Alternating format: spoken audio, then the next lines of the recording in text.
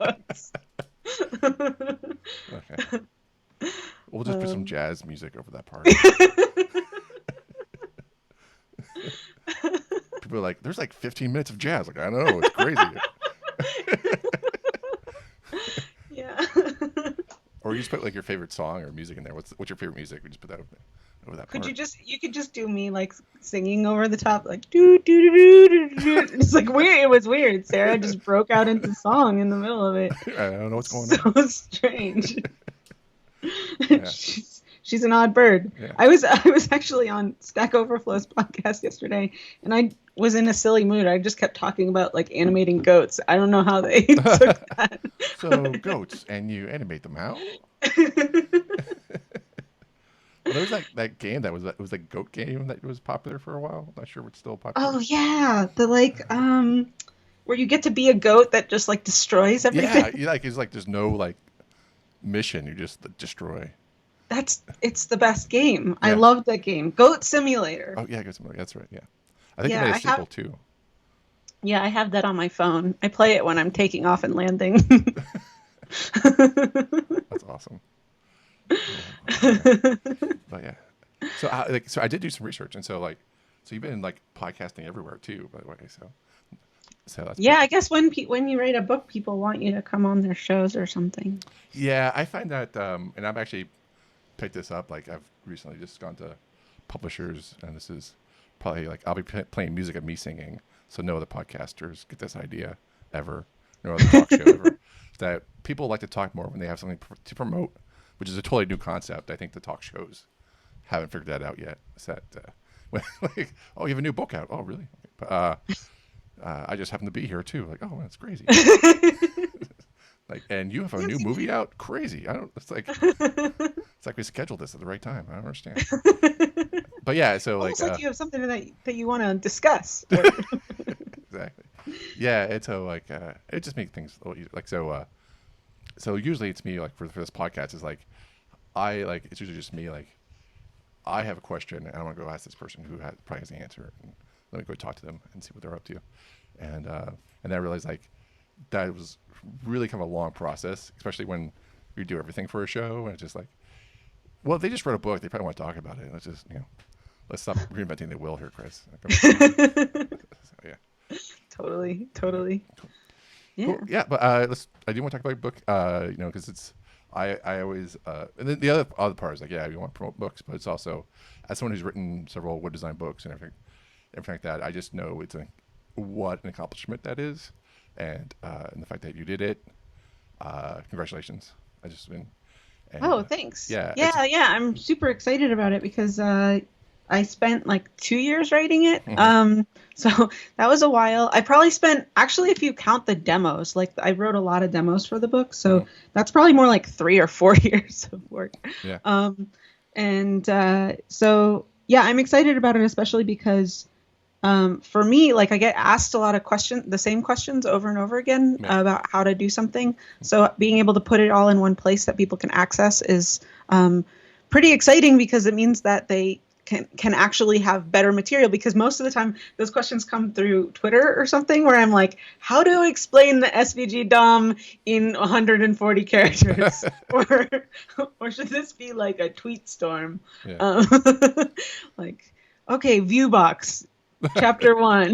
Like, so yeah, it seems like a better format.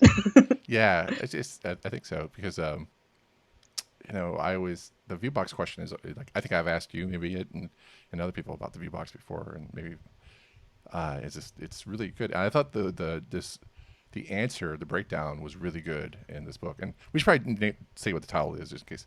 SVG Animations, and it's by O'Reilly. So, but I thought the SVG the viewbox explanation was really good Oh, in this thanks. book. Yeah, so I was really happy with it because as someone like we've done this SVG summit several times, and I always like it's like I'm relearning the viewbox over and over again. I'm like, how does that work? It's like, and it's just I don't deal with SVG every day like animations like you, so it's always good to.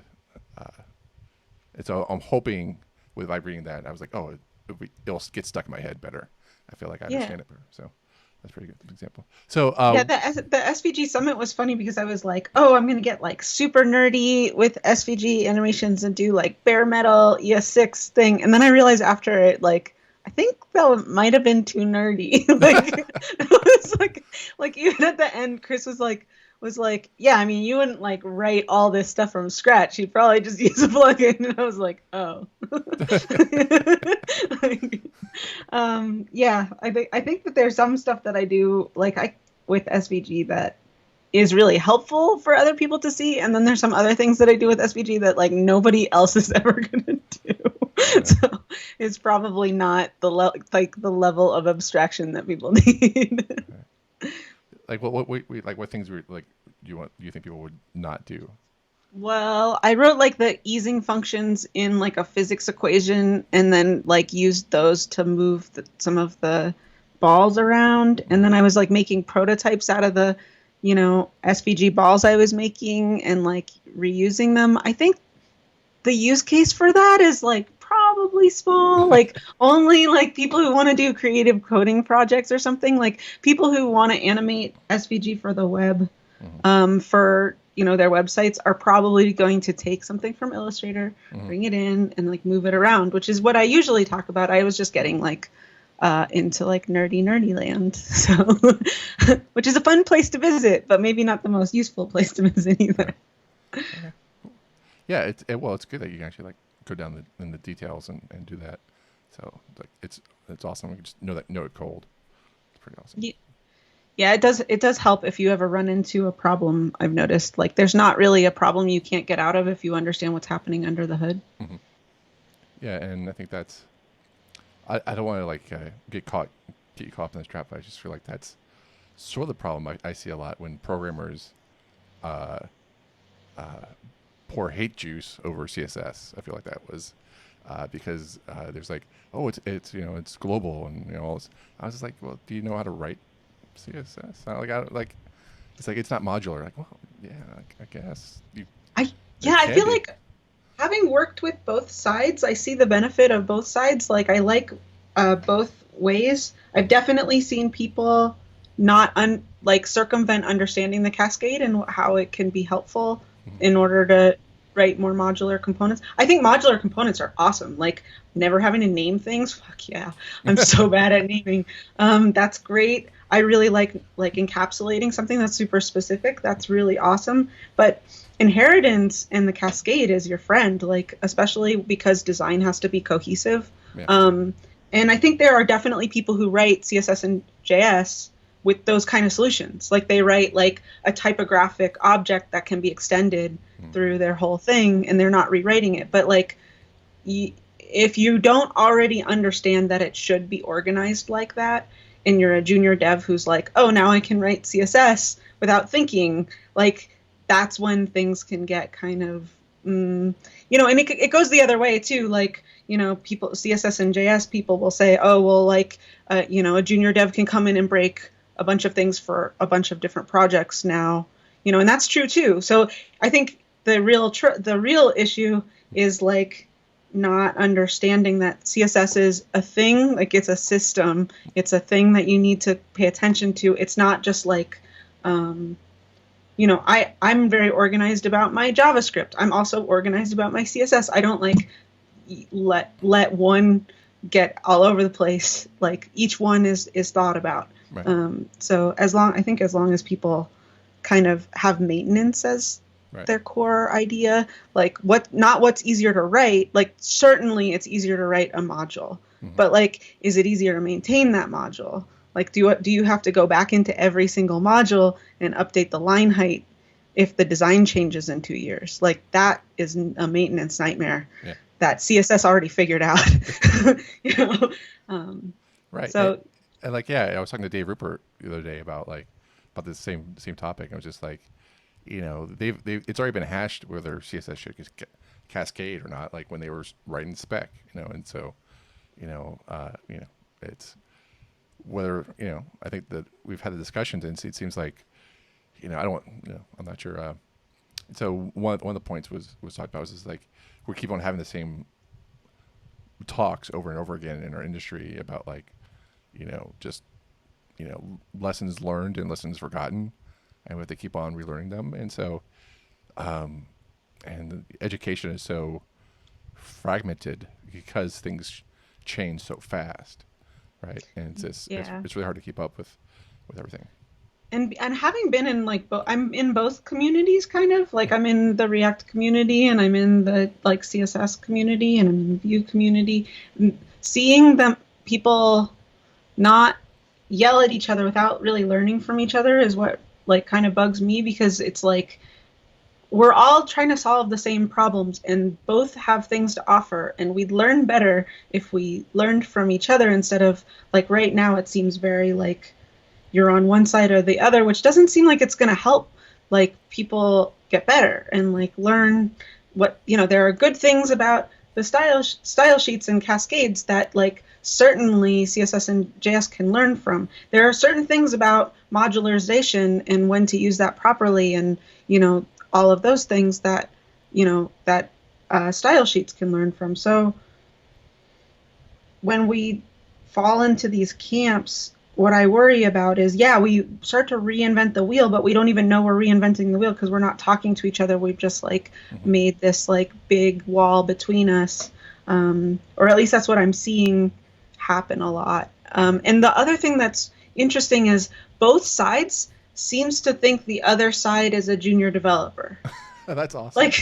Like CSS and JS are like, you haven't evolved. Like the style sheet people haven't evolved. They're junior developers. And then the style sheet people are like, people who use CSS and JS don't understand CSS well enough. They're junior developers. And I'm like, well, both can't be true. Yeah. I think probably you're different kinds of developers who maybe want to talk to each other. I'm like, can't we all just get along? There's like this, there isn't a mutual admiration society going on. It's kind of a that this walled gardening, I guess, a good way of saying it. Yeah. But yeah, definitely. Yeah, and then that, I think that also just compounds the problem more, and it kind of goes back to the education problem because then you have this issue of onboarding with education. There's a lot more. I went to grad school and got my master's in interactive communications, and that program no longer exists. It's because the College of Communications, I guess it folded over into College of Information, but there's no vocational, like there's no institutional education. There's like places like General Assembly, the Iron Yard, and so these kind of boot campish. Hopefully no one yells at me for saying that, but type of places where like you go and learn for 3 or 6 months or whatever to learn, and to get these people like focused on learning their areas, and hopefully they there's mutual respect for other CSS and JavaScript and all this with it, but also there's like zero time. It's all compact time, and then also if someone is focused on JavaScript a lot more, maybe they won't know that there's other avenues, other approaches. There's one thing I like about the web is like there's like a dozen ways to skin a cat. Is what the the expression goes. Like you can solve any problem thousands of ways. It's how you solve it shows you what your level, your skill set level, right, in terms of. Yeah, and I guess that's part of the other problem is that the web is such a big tent, and then we're trying to find these solutions that are one size fits all, and that just does not work. Like I've worked for companies that are agencies that had 60 clients. I've worked for one big giant app thing. I've worked for tiny little startups, and like their solutions are different because they have to be different. And people have this like mentality of like, oh, well, it's good enough for Facebook, or it's good enough for Google, it's good enough for me. Like you're not Facebook or Google. Like that's like very rarely are those things going to work the same. Also, like, I don't know, some of those big sites, like their style sheets are crazy. Like they're just like, I don't like look up to some of these places for their design or their ability to, keep design organized. So yeah, I think that kind of thinking is really limiting, especially when we start to talk about like, native, like everything has to have a native app. And I'm like, how many native apps do you use on your phone? If the answer is Twitter and Facebook, that's it. That's not you. Like that, and studies show that like people really only use those apps. They don't use any other apps really. They download an app or whatever, but the daily active users for Facebook and Twitter are like really high, and then everybody else is like super low, if ever. So yeah, I think we like kind of lost our critical thinking along the way sometimes, in terms of what's right for our companies and what's right for the thing we're working on, or even understanding that there's just nuance, like what's okay for that person might not be okay for these people, and like hiring different skill sets. Like we're just like, oh, everyone has to be the same kind of developer. Let's get a bunch of like full stacky developers here, and they'll all know like how to work with PHP or something. And you're like, no, wait, there's a lot of other parts of this stack that we need to be taking care of. Don't just hire one type of person. That's a really long rant. No, I think that's a very short rant. I think I've heard longer. Not to demean your rant. I think that's a good rant. But yeah. Yeah. Yeah, I think that's like one person said like copying other people is like so hey, Facebook does it. Well, it's like so you're going to be the second person. You're going to be the second Facebook. Is that? That's not where you want to go, right? It's like oh, I guess you're right. So yeah, that's one of the things I like about the UX. So there's this like just I like the UX industry in terms of what it's doing. But my weakness is that I just feel like I've come from the beginning like of the web, and so I've just been this generalist in terms of the web, and then I've seen it grow into specialists, right? Where like you have people who just focus on one thing, and then they were for integrate, and now I just feel like wow, it's going hyper, crazy. Like I almost feel like it's like micro specialists in a way, Yeah. and so I don't know how that handles. I'm sure other industries understand this or have solved it, but I haven't looked into it. But it's just like I don't know where we go when we go from generalist to specialist to micro specialist. Yeah, I guess like you and I are of the same generation, and I feel like that's true of me too. Like I was talking to Leah Veru the other day about how we both started when the web was, if you were a web designer or web developer, they didn't even have the term web developer then. If you were a web designer, you made everything.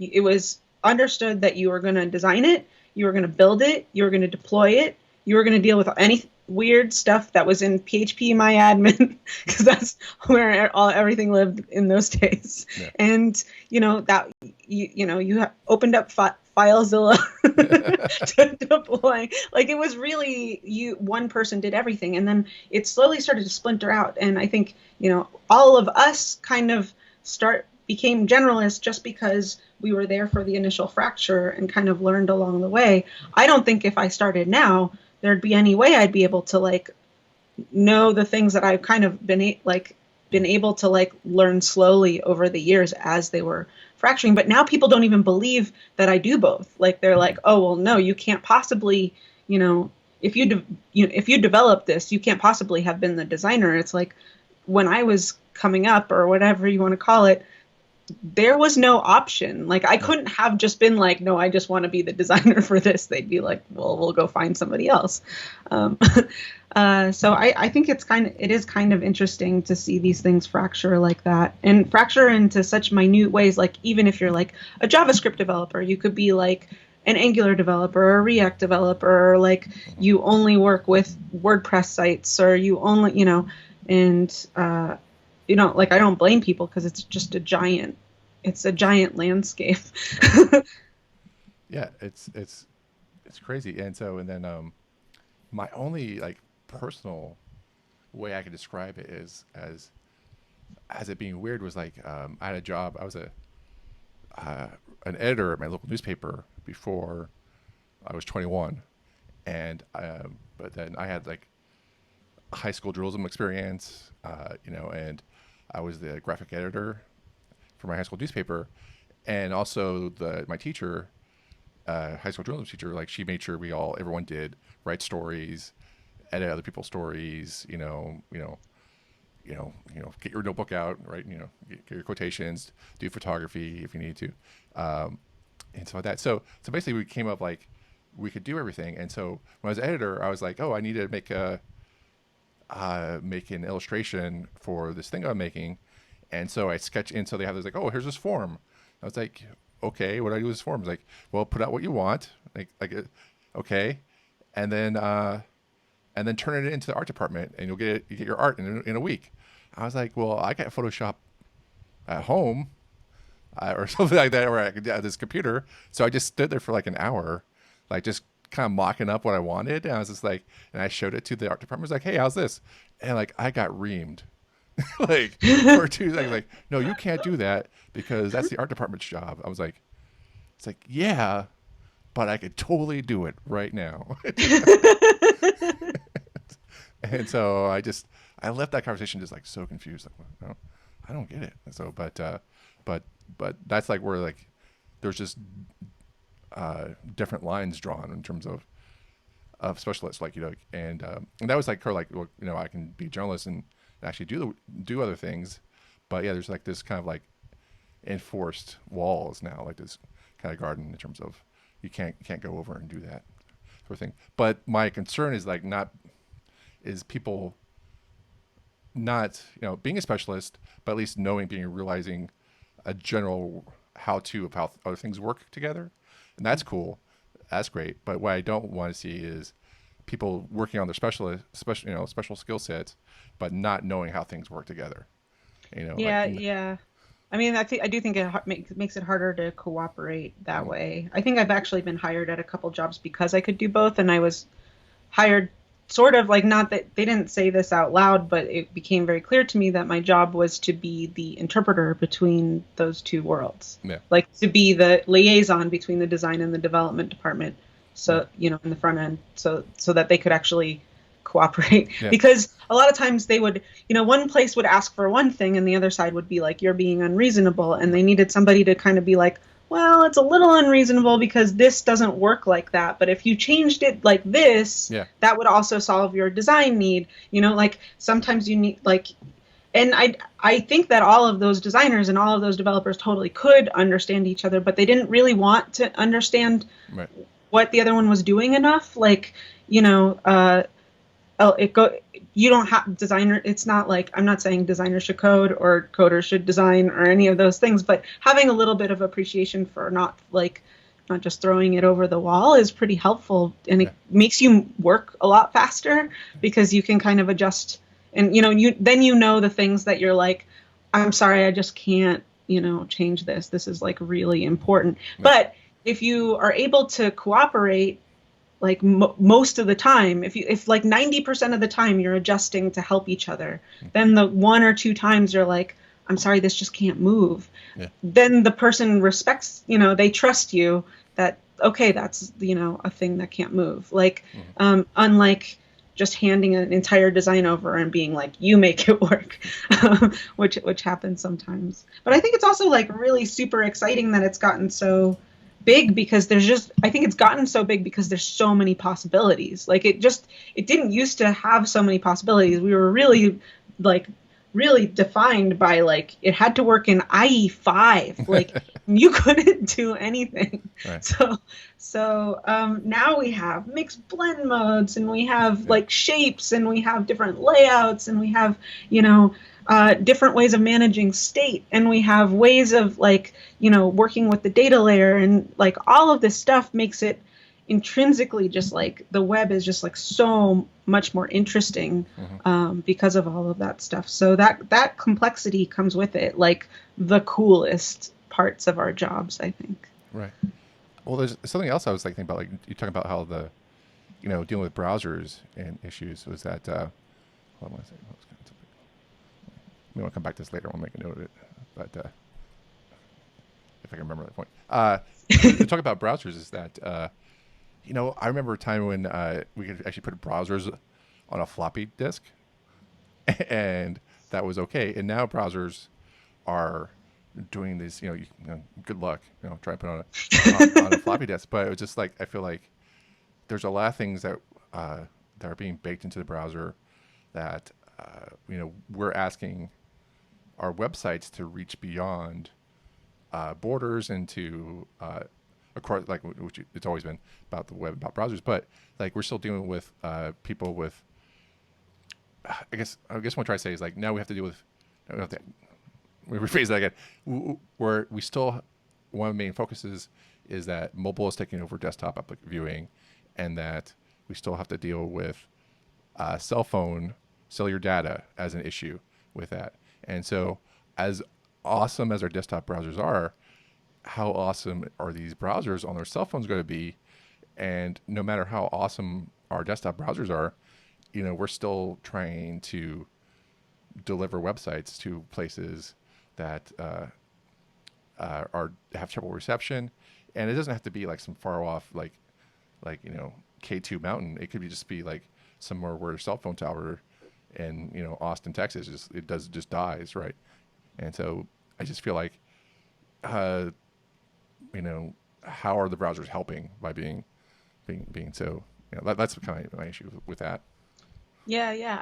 I totally get that. I think that's why I get so excited about SVG, because it like solves all of those things at once. It's like, oh, I don't have to cut up multiple image types. It can be super small. Yeah. I can design for performance, and it can be like engaging, and I can manipulate it, and it can be accessible. It's like it hits all the parts of my brain that the performance focused piece is. And so I think that for me is why it's become like one of the most like interesting parts of the web for me, because I feel like I was waiting for SVG support for a while coming up. Oh my gosh, like, I am so sorry you waited so long. I actually have I finally took it down. I had an article on my site from 6 years ago where I taught people how to stack icon fonts on top of each other to make basically I was teaching people to use Fontographer 5 to take the different shapes in, because basically a font has those glyphs, right? And if you rewrite the glyphs as pieces of an image, then you can stack them on top of each other. And I made these crazy squids and things like that out of them. But and then that post kept getting, I think it was just indexed, it just gets indexed sometimes, and it was still getting traffic. And I was like, I gotta get rid of this thing, because that was just my crazy workaround for before SVG actually worked. Yeah. Yeah.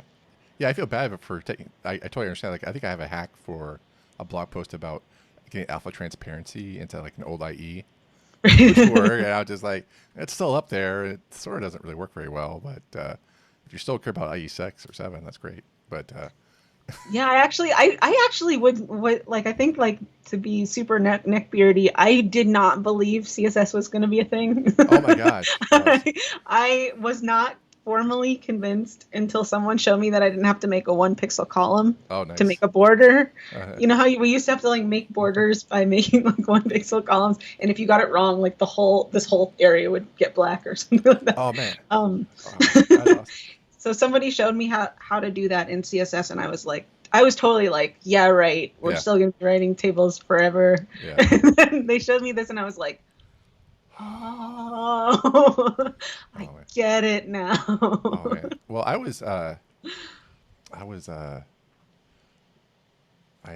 interned for David Siegel, and then I started working for him in San Francisco for a while, and Todd Farner, who he's not in the web community anymore, but yeah. So I was there firsthand watching style sheets, because David Siegel, who wrote Creating Killer Websites back in the day, and everything. He was he really wanted.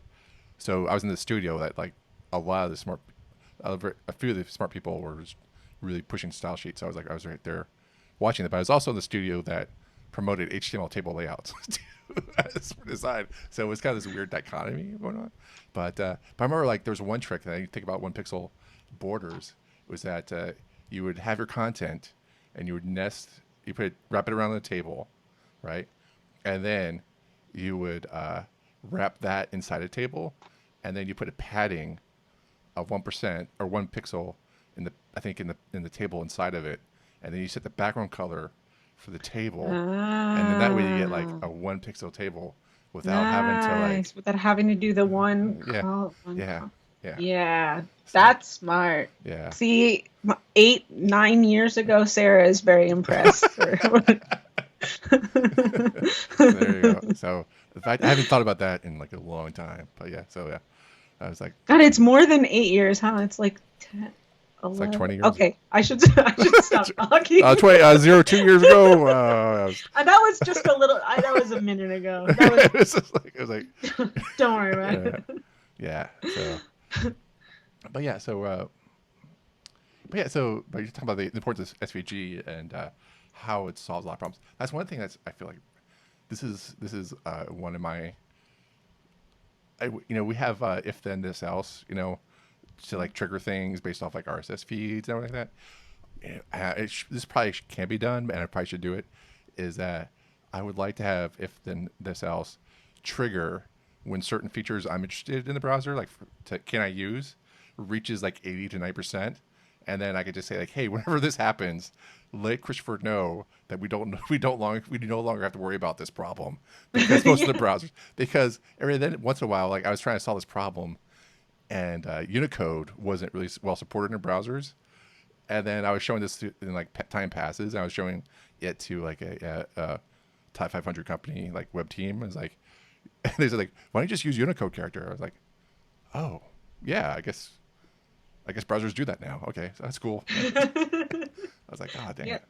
I wish I knew about it.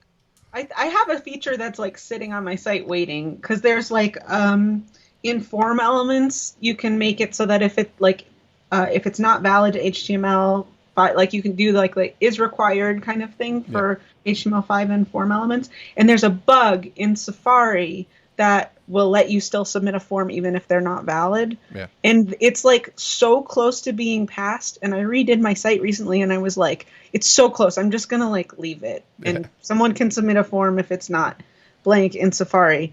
And like, but I made this like cool bursty like effect when you click the submit button, and someone tweeted about it. And so then I got I'm like, nobody's gonna fill this form out and then click the button. And then like I got like 500 like blank form submissions. I was like, damn you, Safari, damn you, Sarah, for not writing the appropriate hack. Like I did it to myself.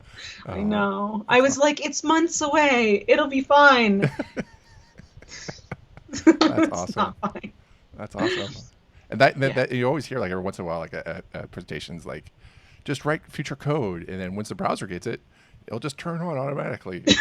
And like and then you get 500 blank emails. the other side of that is being like me. I totally was just like, this'll be okay. Like it's my site, I'm a little more cavalier with my own site than I am for like production sites and stuff, because I'm just like, whatever, like I'm the client. I'm a pretty laissez-faire client. So and then I was like, damn it, pass, Sarah. That's awesome. So I think I saw a tweet that you redid your site while you were sick. Is that true? Yeah, I had the flu. So you update your site when you had the flu. Is that the type of person you are? It's gonna be on my gravestone. Yeah, no, I'm a very particular kind of person that will work like 18 hours on something that doesn't matter and then look at an orange and be like, nope, too much work. That's awesome.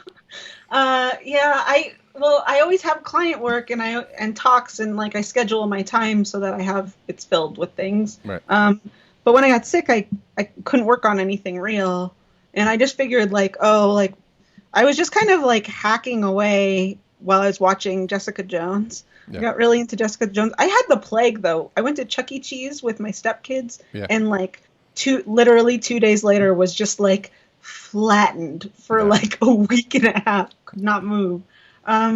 So I guess I was just like poking at it until I finally had a site. Like I just kept pushing things together and stuff. So it's not like the best job I've ever done, but I also have had the site before it I had up for 6 years or something, and I kept saying to myself like, oh, I should do this, but it's kind of like the cobbler's children have no shoes. All Like right. if you make sites for a living, the last thing you want to do on the weekend is like make your own website. Right. So yeah, I made it. It had bugs. That's all right. Yeah. So I just want to talk about like, so what, as your own client, what did you, and with the flu, what were your kind of goals with the redesign? Well, I think actually, if you look at, okay, so for the people listening, the URL is sarahdrasnerdesign.com. Mm-hmm. I think you can kind of tell I was sick when I made it. It's like a little trippy. Yeah. It's like a little like maybe she was having an out of body experience. Or a fever dream of some sort. It's like Moana in here. Yeah, it was kind of like, it was really fun to build. I guess that was part of it, was that I felt like my last site, I had tried to make it very professional, Mm-hmm. but the content had outgrown the amount of space, the way that I had it organized. Okay. I also had done these like things that I never would keep up kind of thing, like a project area where I'd have a post for every project I worked on. But like I make a lot of stuff. Yeah. So like that section just got old real fast and I never really wanted to keep it up. So instead of that, I just have a link to my code pen. So, because it's like, if you want to see what I'm working on, it's probably over there. So yeah, I just kind of cleaned it up and made it a little less, I took out a lot of features. Okay. I just kind of streamlined it, but then went a little nuts on the design because I was just like, let's SVG this up. Like the whole thing is just a lot of SVGs and stuff. Yeah. Yeah. Well, I also want to talk about just the artwork on the splash area. I guess on the above the fold, if we're allowed to talk about above the fold this quarter. I'm gonna allow it. Okay. Yeah, it's like every other like year we could talk about above the fold. It's like you're the rabbit. Like, oh, is this year we're talking about above the fold? Okay, good. Totally. But yeah, can you talk about like the spheroids? It reminds me. I don't know if you remember Kai Power Tools at all. Do you remember those at all? Kai Power Tools. No, I don't know that one. Yeah, he used to have like, used to be this. I'll put a link to the show notes, but it used to be this app where like it would just make these cool spheres, and maybe I have the wrong name. Maybe it was a different app. But anyway, so it would just can you tell me how you made this illustration, because I'm really curious as to how you made these spheres. Well, some of them, some pieces of this I purchased, Okay. and then I kind of like put them together and designed them together, and spent a lot of time working with the colors and the fonts. That was probably the stuff that I worked. I think like just like moving things around until they made sense. Okay. But I'm not adverse to buying, graphics for things All right. too. Yeah. So yeah, and then just like trying to make sure that there were some playful bits, and then but people could still read it and Right. and things. Yeah, I think it's a great job, because I feel like I like the color scheme. I feel like it's bold, but not too flashy, and it's a very unique design approach. I like that a lot. So I was just kind of curious as to how you did it. So sorry if I put you on the spot there about that. Oh no, that's fine. I mean, it was really fun to do, and then I think also I had my main goal in redoing it was to work on the performance. My old site had pretty good performance, but I felt like it could be better. Okay. And so I gave myself a performance budget of loading under 2 seconds on a throttled connection on an iPhone, like an older iPhone or like a old Android. And I made it under my performance budget. So I was pretty happy about that. Like I had a friend who's like in a country where he has really bad Wi-Fi, loaded up on his phone, and it loaded in under 2 seconds. And I was like, yes. So nice. That was a big one for me. And also just to show, I guess part of the reason I wanted to do it like this is to show that you can have like really kind of crazy SVG graphics, and because they're typically pretty small, if you design them well or work with them well and optimize them well, it's like good for performance. Yeah. Cool. And why a performance budget of 2 seconds? All the literature I read said that that's like where people's attention starts to drop off. That's like up until 2 seconds that people don't seem to mind. But Amazon and Walmart both did studies that showed that past 2 seconds you start to see things that drop off. I think there are other studies, like Google did one where it was 3 seconds, Yeah. but might as well do 2. Okay. Cool. All right. And then is this a typeface that is it like a Google typeface? I should probably inspect it and see where. No, it's not. It's well, the heading. the body text is but the heading is through. I might have bought it on Creative Market or Font Squirrel. Okay. I can't remember. I like buy fonts randomly, so now I don't know which one it is. But I think it's a font that I purchased for like not a lot of money, like $5 or something. Okay, cool. Awesome. Yeah. I think I probably spent the longest on that. Oh, really? To be honest. Yeah, well, type is like so important because it's just like if you have a color and a typeface, then you have a logo. But if you get the wrong typeface, then you're like screwed. So you're just kind of like it's. So I could see like making the right choice to get the right type.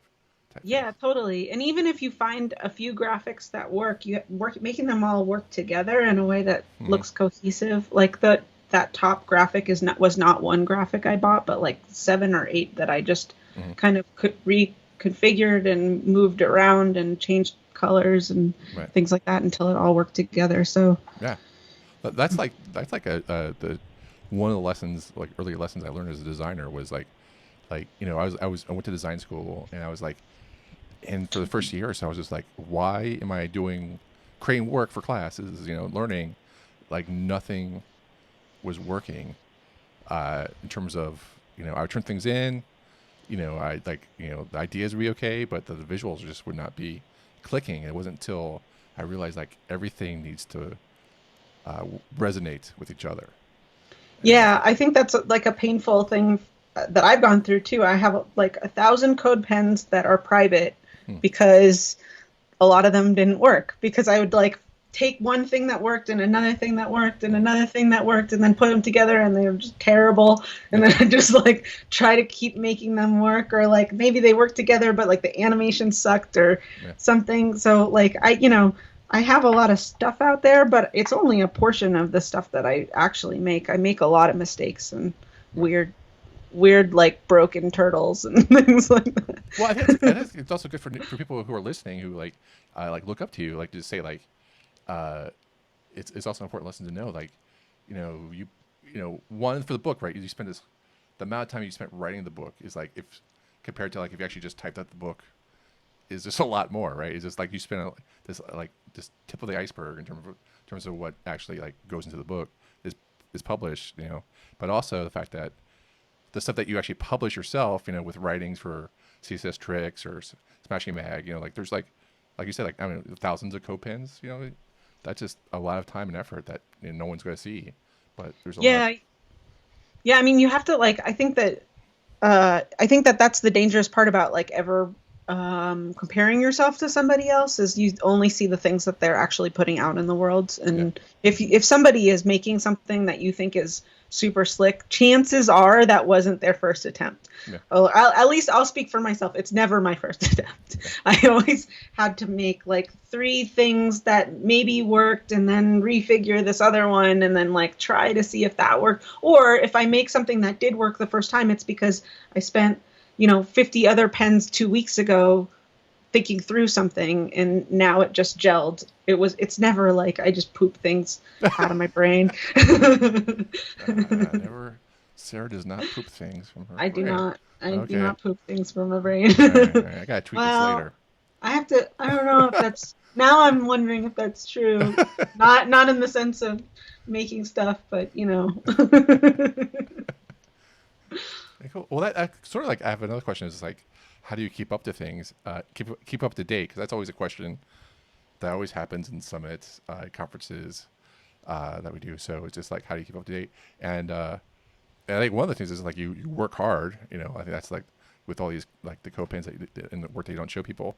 But also it's just like when we talked about how our industry changes so much, it's just like, well, how do you personally keep up to date? Yeah, I have a couple things going for me. One is that my parents were really strict and worked really hard, so now I do that just like without them. So I have a really strong work ethic, I think. But keeping up to date, some of that's just curiosity. I'm just like a really curious person, so I'm always poking around with something or playing around with something. Like even just like on the weekend, sometimes I'll be like, oh, someone released that thing. I wonder how that works, and spend a few hours just like prodding around with it. I think you actually have to really like working, to some extent. Like I'm an introvert, so, there are times where like, and I do hang out with my friends and do all the normal stuff, but sometimes like I'll come home from a party and be like, oh, I just want to like relax and, mess with things and, build a data visualization or something dumb. And then the last piece of that is, to some extent, you have to kind of be okay with being wrong sometimes. Like I've published posts that like, I got it like, almost the way there. And then someone was like, oh, you didn't think about this one thing. And I have to go change, that area because I got it a little bit wrong, because it is really kind of impossible to be right 100% of the time. And I think that, dudes tend to like not, people in the industry tend to like not ever want to be wrong. Mm-hmm. And I think that that's great. And you do have to double check everything that you say and do. And I definitely do that. I make sure that like I'm reading through the specs a million times before I say something. But inevitably, you say something that's not true, or you say something that's half true, or you say something that's like you didn't figure out the solution for, you figured out some piece of it, and just like going back in and redoing things if that's not the best approach, and you just had it, just being kind of okay with like, now time to go back and adjust it, kind of stuff. Cool. Yeah. And when you say like you have a work ethic, what do you mean by like you start your day early and just make sure you put in like 9 to 5, or is like what do you mean by that? More like, no, I don't think that I'm not like a early morning person. I think I do tend to like open my phone before I'm fully awake, which is dumb, but that doesn't mean that I'm working.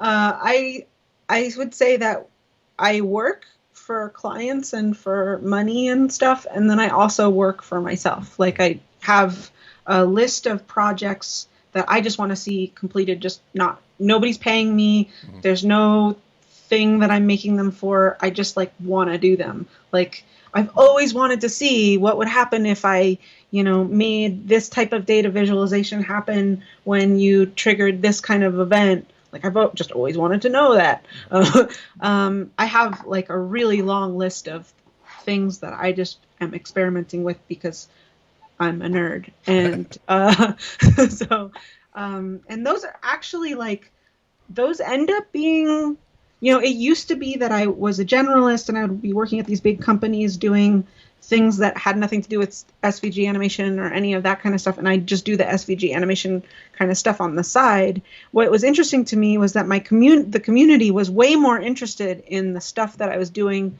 as a fun experiment for myself than the like more generalist engineering, stuff that everybody does normally. Like if I write an article about like how to refactor JavaScript, that usually doesn't get as much hits as something like how to, make a logo Easter egg,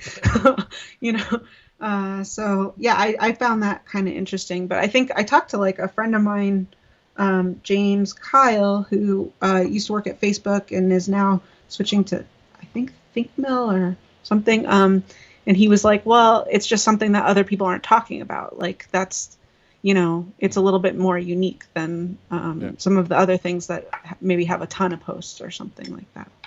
Yeah, I think that's like trying to find your voice, I guess, if that's the way of saying it, I guess.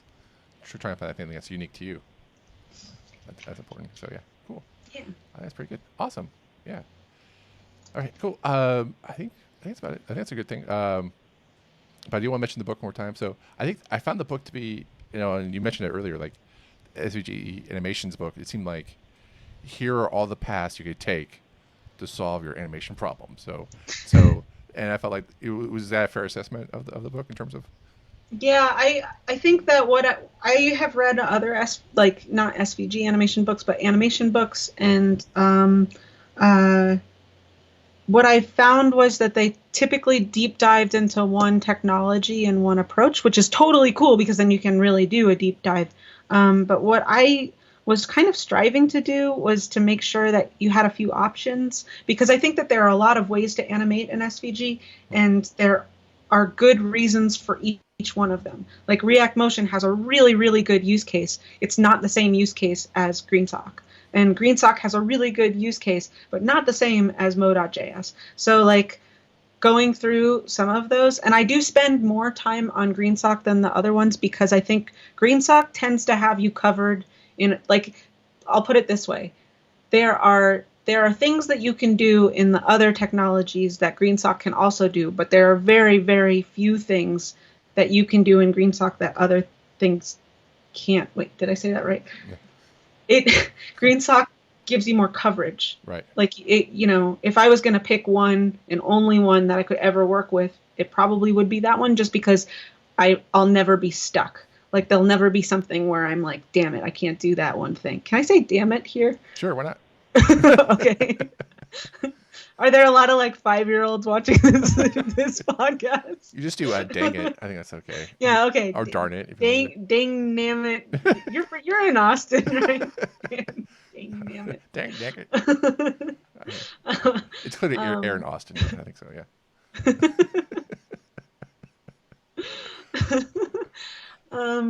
Yeah. So I tend to spend more time on that one. Okay. Yeah. So yeah, I think well, we had GreenSock for SVG Summit, I think twice now, and it blows me away. But like also, I think reading your book, I think I found out that like they were actually like for Flash originally, and then they moved over to be I'm not sure it's an SVG helper per se, but I think it helps out SVG so much, and the power. Like every time they do a presentation with GreenSock, I was just blown away.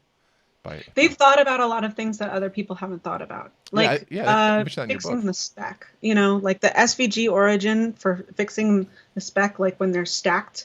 Mm-hmm.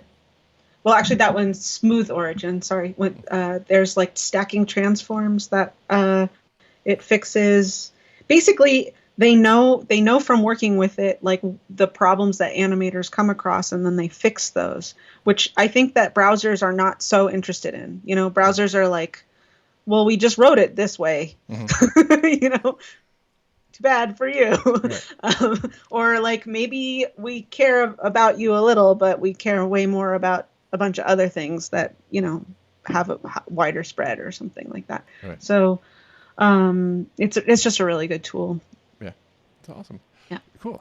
Yeah. So I found it a really helpful tool for someone like me who doesn't do a lot of animation, but like will come across a need for animation, and just needs to get a good lay of the land, if you will, of the just figure out what the landscape is in terms of what I can and can't do. Like, do I need GreenSock at all? Can I just use CSS just to solve it? And to your credit, you actually have like a whole section just devoted to like what CSS can do and pros and cons. Like that was really great. I really got a lot of that section. Oh, that's awesome. Yeah. Cool. Awesome. Well, thank you so much for being on the show. Definitely, if anyone's interested in SVG Animations, recommend you guys pick up the book. It's at O'Reilly and I guess O'Reilly.com, I think is what it is, which I should have known because I've been a writer since forever. For O'Reilly. But yeah, so how can people find you on the internet? Yeah, probably the best is Twitter, Sarah_EDO. That's where I am most of the time. For the work that I'm actively doing, it's either on CodePen or GitHub. So CodePen and GitHub both have the username Sdras at SDRAS. Yeah, and that book just came out. Definitely come to me and Val's workshops, because Val is the coolest person ever, and I get to hang out with her. So you get to hang out with me, being excited to be around Val.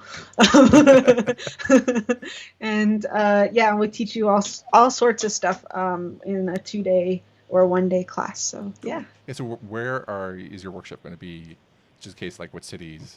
Oh yeah. First we're coming to Toronto, so the Toronto's one's in June. I think there's only one early bird ticket left, Ooh. so definitely go grab that before it's gone. And Toronto's a great city too. So Yeah, Toronto's going to be awesome, and that's in June. We're not coming back to Canada anytime soon, so that's like your shot there.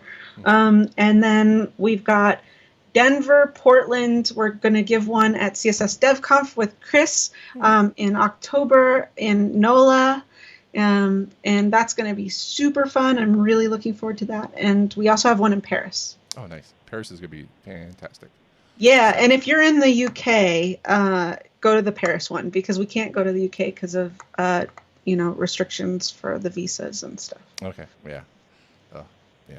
Got that. Cool. Awesome. Well, well, thank you so much for being on the show. I really appreciate it. Thanks for having me. Yeah, it's been fun. Cool. Awesome.